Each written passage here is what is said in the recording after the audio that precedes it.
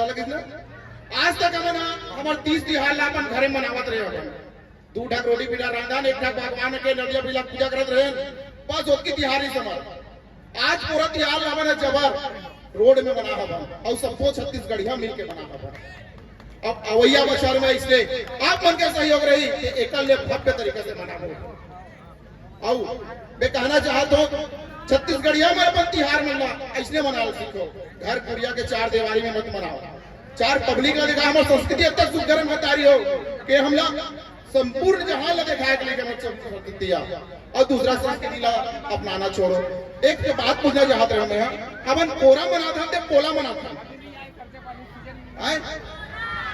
तब कई जन वहां पढ़े लिखे मन कार पोला पोला कर देते